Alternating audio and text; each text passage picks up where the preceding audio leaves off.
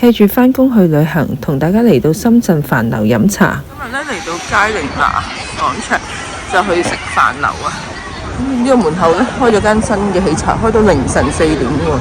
因為佳寧拿都係一個舊式嘅商場，咁其實都幾旺㗎，幾多嘢食㗎。大家有興趣都可以嚟呢度睇下啦。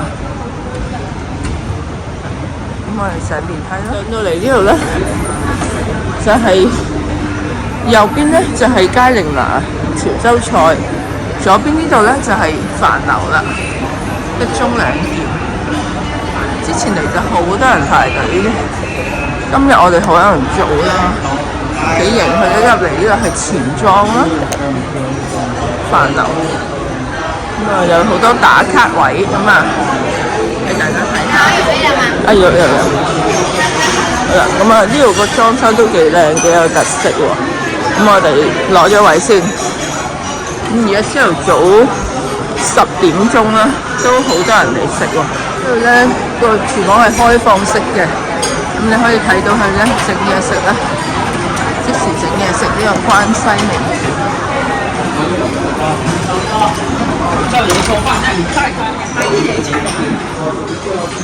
咁幾大喎？呢度咁樣望落去呢度，佢呢個係狀元坊，好多人嚟食。咁你可能佢呢度地方夠大啦，咁所以等位咧應該唔會等好耐。呢個西關站真係勁大喎，勁多位，咁所以唔怪得唔使排隊啦。仲有呢啲商房啦，呢間呢就叫黃埔。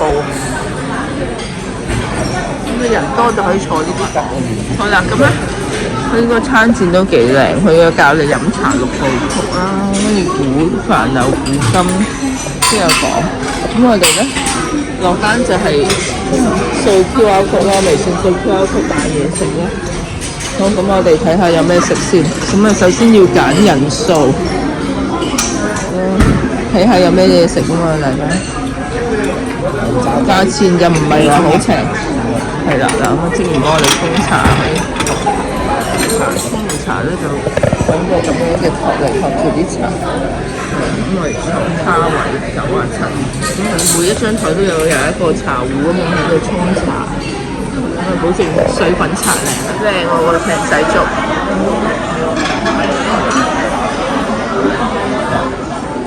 佢呢個粥嘅味係好好味，幾好食。有好多配料啦，有啲魚肉啊，有花生啊、雞蛋、油炸鬼同埋生菜咯。有啲魚乾咁嘅嘢，仲有蝦，有隻鮮蝦喺度，有2隻1碗，咁係33蚊，咁多料都 OK 嘅，味道係唔錯嘅。反而就係啲炒嘢食之外，呢啲點心肉嚟，因為點心可能要蒸耐啲。咁就呢個乾炒牛河38蚊，幾靚。算啦，佢仲好食嗰啲嚟，就俾埋個豆瓣醬你喎。好啦，跟住呢個咧就係佢必點嘅名菜啊，香脆明蝦紅米腸。咁啊，之前都食過啦，幾好食嘅，咁所以我今次都會做。係啦，咁佢一碟有6嚿嘅，咁佢有3隻醬啊，有辣椒醬啦，應該係麻醬同埋豉油啦，咁啊點嚟食啦？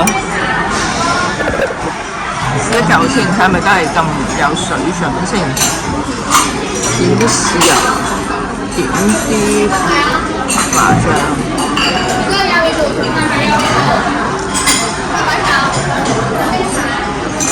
打落去就好脆啦，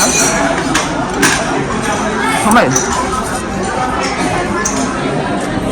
小籠包，佢嗰啲籠咧都幾特別喎，啲蒸籠。你又但係一客有5個，趁熱食喎啲小籠包。成個呢個早嚟嘅喎呢個醋，呢個醋喺度點？咬一啖睇下，俾我睇下呢個樣係點。好多汁喎，好唔好食啊？好食啊！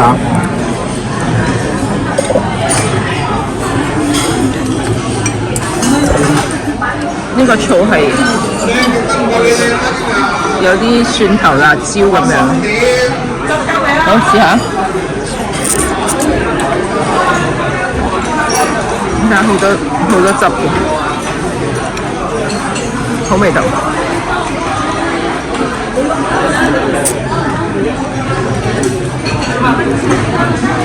油炸鬼超大條，之前食過好好味嘅，脆嘅。